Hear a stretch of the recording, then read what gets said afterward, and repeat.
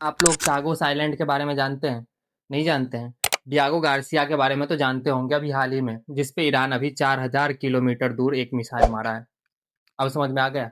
आज मैं आपको चागोस आइलैंड का इतिहास बताता हूँ।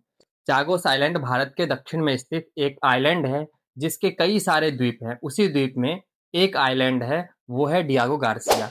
डियागो गार्सिया क्यों फेमस है उसके बारे में हम जानेंगे, लेकिन पहले ये जानते हैं कि चागोस आइलैंड का इतिहास क्या रहा है।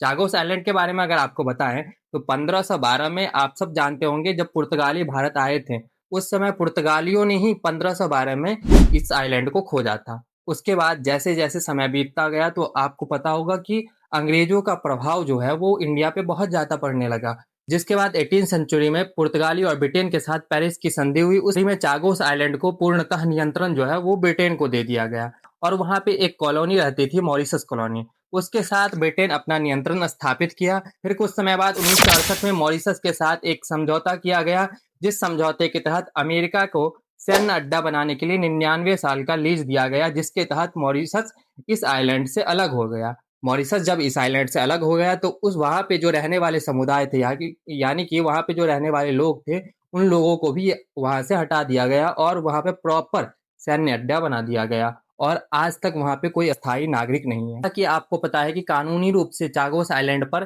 ब्रिटेन का कब्जा है। तो ब्रिटेन ने 2025 में मॉरिशस के साथ एक और समझौता किया, जिस समझौते के तहत मॉरिशस को ब्रिटेन फिर से ये आइलैंड देने पर सहमत हो गया। लेकिन यही बात जैसे उठी वैसे ही ट्रंप आग बबूला हो गया और ट्रंप ने ब्रिटेन को धमकाया भी। अब आप लोग सोच सकते हैं कि अमेरिका के लिए ये आइलैंड कितना मायने रखता है। अमेरिका अपना जितना भी प्रभुत्व है, यानी कि जितना भी डोमिनेट करता है, वो सेंट्रल एशिया पर इसी आइलैंड के तहत करता है। हमें जैसे कि पता होगा आपको कि ईरान के द्वारा 4000 किलोमीटर दूर, यानी कि चागोस आइलैंड पर, डियागो गार्सिया पर ईरान ने अपना बम चलाया। और अमेरिका के लिए ये आइलैंड कितना मायने रखता है ये आप लोग समझ सकते हैं। अब आपको क्या लगता है ये आइलैंड भारत के लिए कितना मायने रखता है, ये आप लोग कमेंट में जरूर बता सकते हैं। धन्यवाद।